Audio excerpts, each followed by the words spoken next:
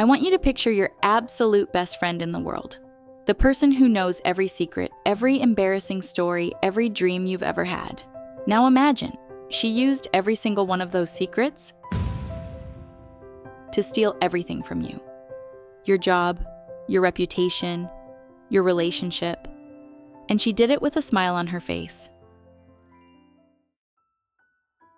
My name is Sarah, and this is the story of how my best friend of 12 years, a woman named Maya, completely dismantled my life, and how I got every single thing back.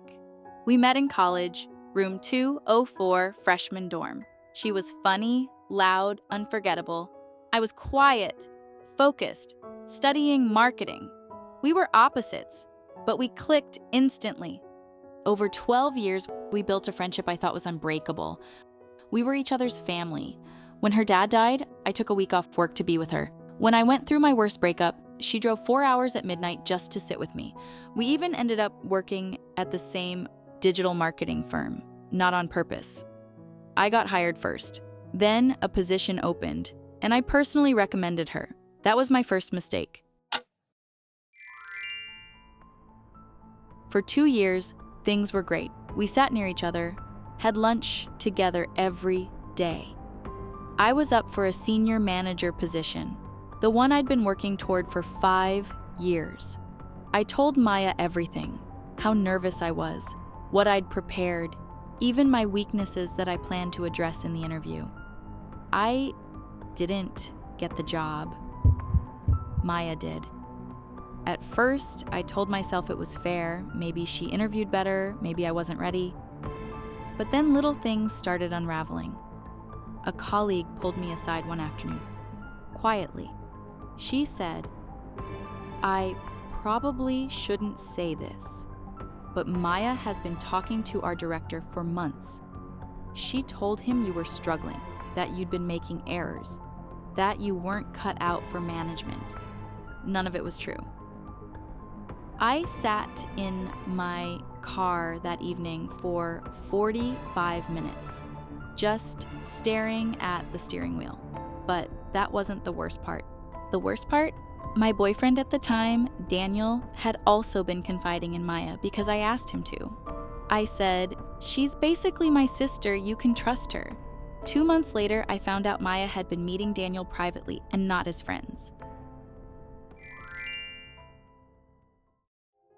I could have exploded, confronted her in the office, cried, screamed, made a scene.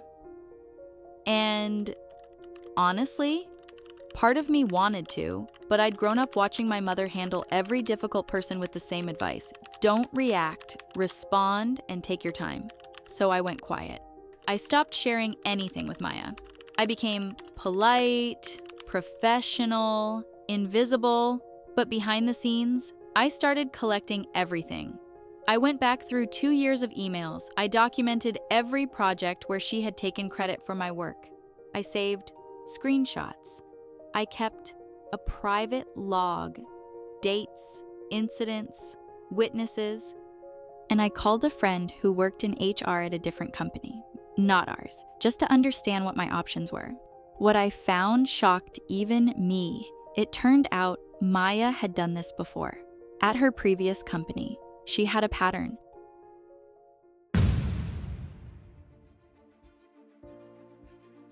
I made 3 moves, quietly, precisely.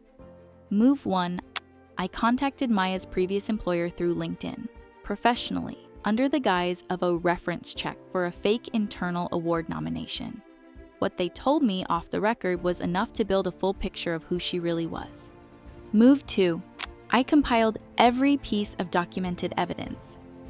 Emails showing she presented my campaign strategy as her own idea, messages where she undermined me to our director, dates and witnesses, and I submitted a formal internal complaint. Not screaming, not dramatic, just facts in a 12-page document delivered to HR and the CEO's assistant simultaneously. Move 3, it was the most satisfying. Our company's biggest client, one I had personally brought in 3 years earlier, he was up for renewal. Maya had positioned herself as the lead on the account.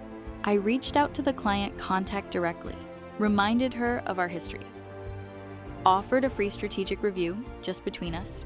By the time the renewal meeting happened, the client had already requested, in writing, that I be reinstated as lead on the account.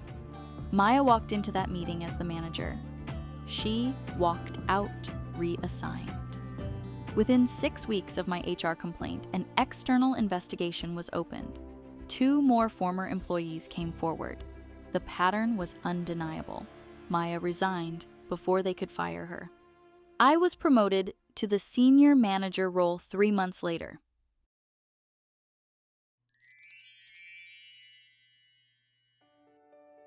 Here's what I want you to understand. I didn't feel joy when Maya's career collapsed. Not exactly. What I felt was clarity. Like a weight I'd been carrying for 2 years finally lifted.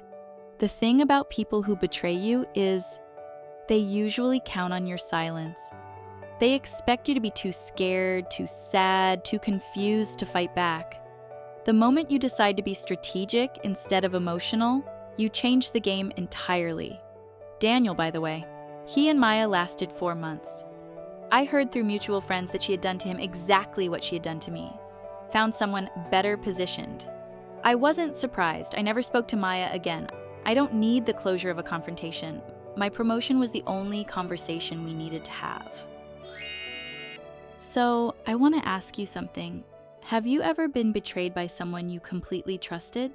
Drop a comment below, even if it's just 1 word, because I read every single one. And if you want to hear more stories like this, people who were knocked down and came back harder, subscribe, because I post new stories every week. This was Sarah's story. Next time, it might be yours.